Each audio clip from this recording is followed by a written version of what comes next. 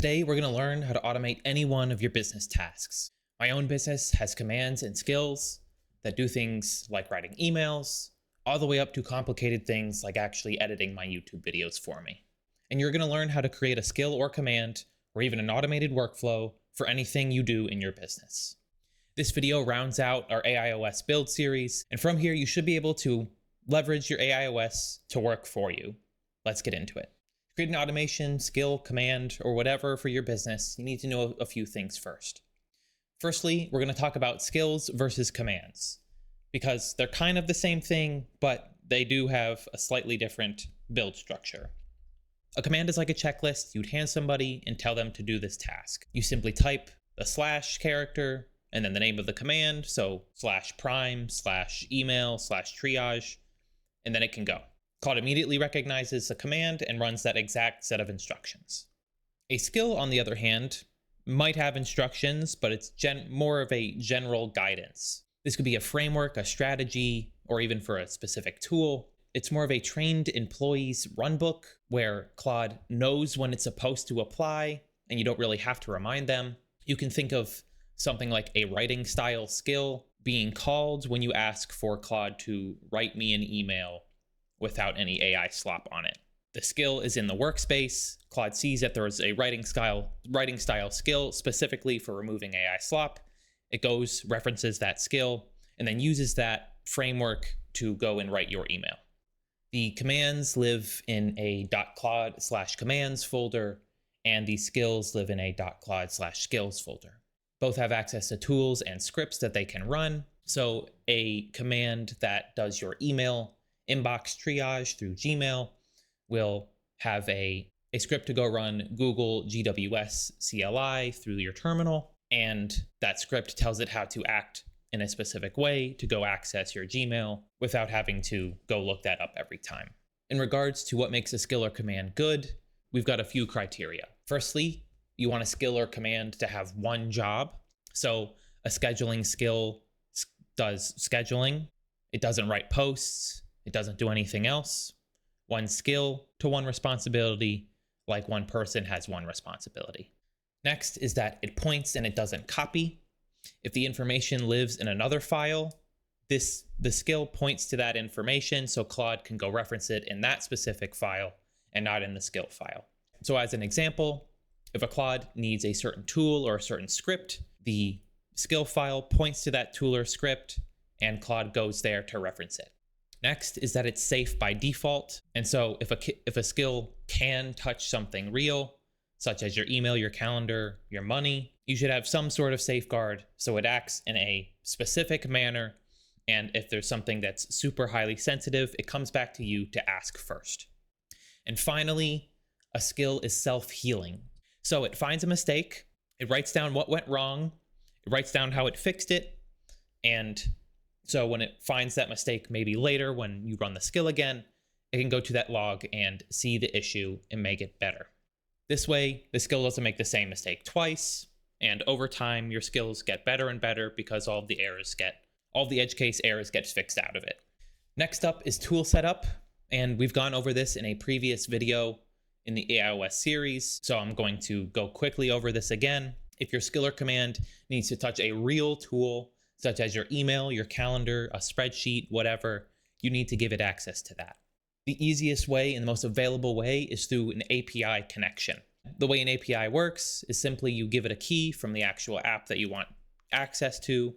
So your CRM will give you an API key, you give that to Claude, and Claude will set up the connection for you.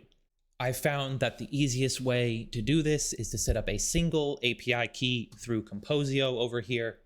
They give you one key and then you can log into each one of your different accounts through the actual website. And when you call that one key for a specific app, it knows to go to that one connection and do whatever it has access to there. So for example, if we wanted a connection to Notion here, we could come in here, click add to project, do next, sign in, do all of that other stuff. And then we go to our API keys and actually set up the connection through that. This way, you only need to set up one API key because the single API key has access to every single tool that you set up. If your tool is not in Composio, simply ask Claude to search up whatever connection it can for that tool. Tell it to search for APIs, MCPs, and CLIs for that specific tool to find any way to connect to it to help you start creating your automation. Unfortunately, some apps do not have any of those tools, and you'll need to find a different workaround. Next on our list is actually planning out the automation you want to create. If we come over to Claude Code here, you can see I have a blank session. You can come down to click this thing right next to the little orange arrow, and you can see the actual different modes that we have in Claude Code.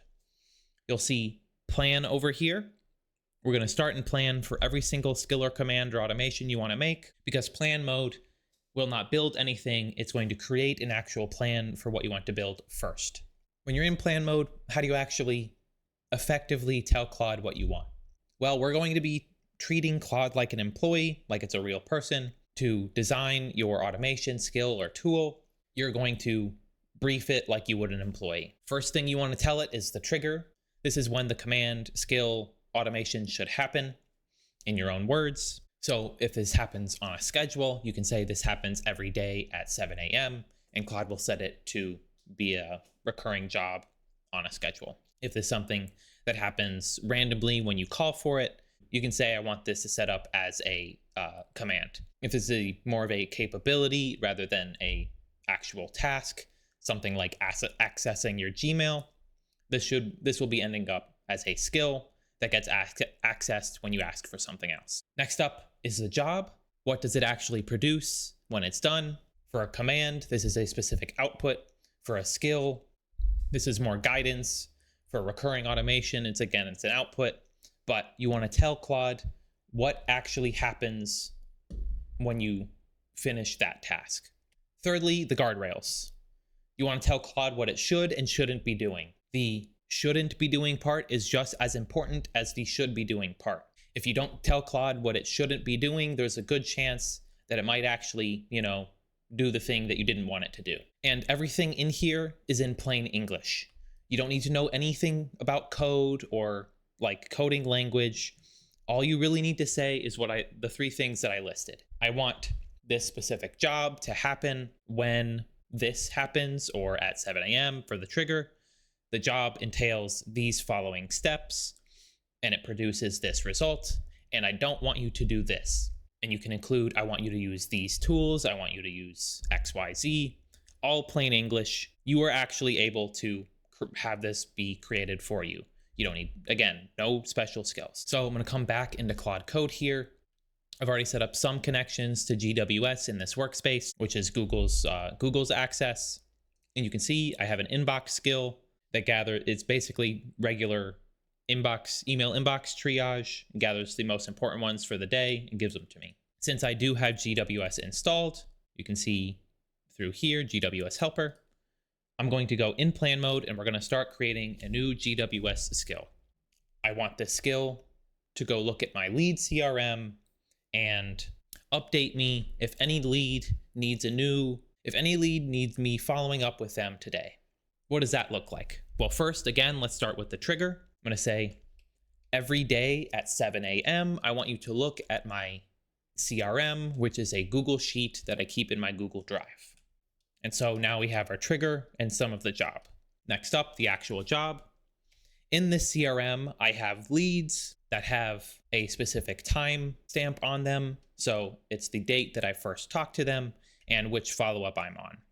I usually follow up with my leads 3 days after the initial sales call, and then 7 days after the initial sales call, and then 10 days after the initial sales call.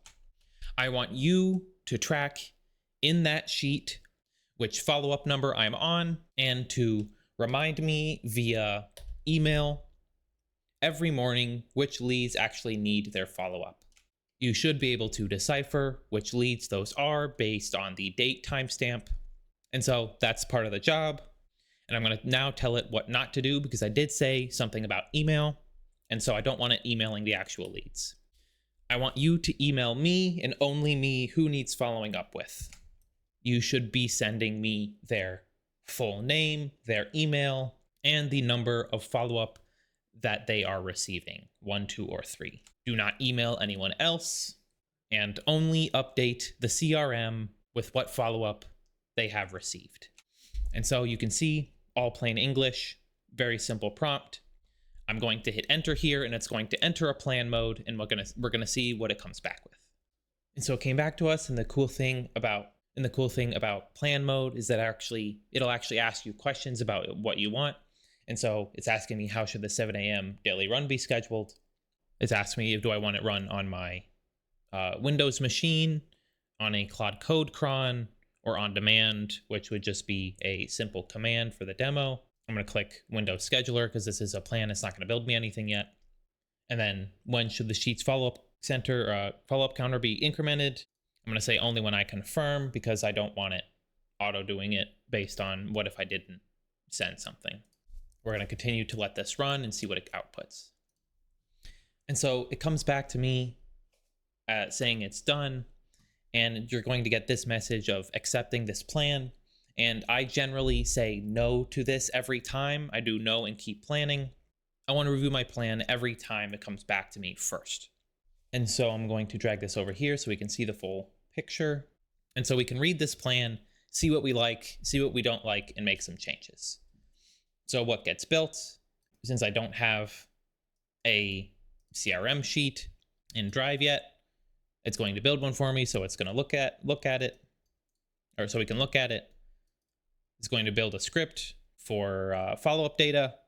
It's going to build a script for follow-up email, just emailing me. You can see that's my email there. This is the confirmation path. So every time I confirm something, I'll just be like, hey, I sent these emails. It creates an actual command for me to confirm those follow-ups. So I just follow-up sent these two, and /follow-up shows me who's due. Here's the Windows task scheduler, so it runs on a schedule without me. Some documentation for Claude, some key files, and verification. So to edit any of this, you'd basically come back to Claude Code and come to it and say, hey, I don't like number 6. Can we do a Claude Code cron instead? That was one of the questions that I had before the Claude Code cron instead of the Windows task scheduler. And so you can change any bit of this plan and make sure it's fully ready for you when it wants to go and when you want to go and implement it. From there, once you've done all of your edits and you're ready to go, you can simply come back down here. You can do auto or edit automatically or bypass permissions, whatever's there. I generally choose auto for mine. And you can say, all right, I'm good with this plan. Please implement it for me. And since it's a demo, I'm not going to actually implement it. We'll look at a couple of our other commands here. But this will go and build out everything it said in the plan. It'll have the follow-up command. So this one will have a follow-up command. It'll have the task scheduler to run that command every day. It will have these specific code scripts, and our automation will be built for us. Once you've actually allowed Claude Code to go and build the thing, the next step is to test it and make sure it works at least 80 to 90% before you go and use it for real. I would say 80 to 90% is usually good. If you can get to 99%. Every time you run the command, it will get more and more and more better. So maybe you start at 80 and you run it again and it gets to 90%. And then you run it again, it gets to 95, and then 98, and then 99, and then 99.9, 99.99, so on and so forth until the skill is pretty much there. You usually won't get all the way to 100%, but 99.999 repeating basically is 100%, and it will work as intended. To get to that 99 point whatever, you got to do some of your testing on your own. To do so, you would come to Claude, you would go pick the skill that you just, pick the command or skill that you just did. You can go look at it if you want. So a morning brief command here, something simple. This is the one we built for our information gathering. Say we want our morning brief to come back to us with slightly different information than we originally intended. Or the inbox skill, maybe it's usually missing something in this list of what actually gets decided to be sent to us. Or for like the calendar prep, maybe it's not doing enough research on the client and it's always missing their key details from their website. It's stuff like this. You find something, you run it a few times. So we do like /prep, and it results with something That's not always accurate. You take that result, you come back to Claude and you say, hey, the prep skill is not producing the right output. I know I'm giving you their website, but whenever I look at the prep document, nothing about their website comes out. And I know this because when I look at the prep document, there is very little from their website based on my own actual going to their website and seeing what's on there. So you tell it the issue, and then you tell it the fix as well. Use whatever tools available to actually go to their website, scrape it, and gather every piece of information that's useful to me to have on a prep document. And then you can say, if there are any external tools that we should implement beforehand to allow you to do this, please recommend them to me so I can implement them for you. We've told it the issue that we're having. We told it how we want to act in the future, getting us closer to the 100%. And we've even said, hey, if there are tools that allow us to do this better, tell us so we can actually go and help Claude be better. If you do this a few times, your skill will go from okay to good to great to however much you want to be, fixing it to as close to 100% as possible. You've done your planning, your building, and your testing, and now you have a skill that actually works. Here are some things to leave with in general about building skills and automations in Claude Code. I would say start with a skill or command first before going to something on a schedule. Make sure the command works and is as good as possible before it goes automatically at 7 a.m. every day. Secondly, I would say borrow before you build. If a skill or tool or connector already exists on the internet for free, then steal it. People are putting them out there for free for a reason, and it's for you to use. So if you want to ask Claude to go find existing stuff, do that. Or if you found a YouTube video, take their free thing in the comment and implement it into yours. There's a lot of people who are really smart building a whole bunch of different tools, myself included, that are giving it away for free for you to use. So actually use them. Again, build one thing at a time, one job at a time for skills and commands. A skill or command should only really be touching one thing, and then you can start chaining them together. So for example, a command for doing the prep needed access to Google. And so I set up the access to Google first as a skill. So that skill governs how you access Google through GWS. And then the prep skill or the Gmail skill or the SOP skill that all access to Google refer back to the GWS helper skill to do their work. Next up is skills are essentially hiring. If you wrote down a job or you have an SOP or you just have something that needs to get done that you would have hired for, you can probably create a skill for it if it's digital. If you have SOPs, that is a great way to create skills, because what you can do is start planning mode and basically say, hey, here's this SOP. I want you to take it and turn it into a skill or command for me so it can be done by you. Another one is if you've been using Claude Code and just asking for it to do something without a skill, and you've done that probably 3 or more times, that's a good indication that you should turn it into a skill. So all you need to do is type /skill or /whatever to get it done. And the last one here is layers, not leaps. And this is back to our original AIOS. Don't skip to automation with an empty folder and no data. We built the AIOS for a reason, and your automations can actually play back into those. You have the existing scheduled automations to collect your data and your context, and you can use those in your automations. If a skill needs information from your context, have it reference that context. If a skill or command creates some piece of data that you want to track, have the automated data pulling gather that from the results from that skill and put it in your morning brief. The AIOS is there to be a system and for it to help you. But that's all the buildable layers of the AI operating system. And now that you've fully built your own, you get to experience the layer that you can't build, and that's layer 5, the build layer. Use your AIOS to go automate different tasks and actually be able to work on the business rather than in it. It's exactly what the build layer is. It's the time back to go do what you want to be doing, which is either building the business or spending time with family or travel or just relaxing. If you want help building your own AI operating system, I offer a free AI discovery call where we can talk about exactly that. And if you want to see what you can automate first for your business, I offer a free AI task audit on my website that will show you the highest leverage opportunities for automations to build for your business with Claude Code. If this whole series was useful, please subscribe. I post regular AI videos every Tuesday and Friday. And that's all. Thanks for watching.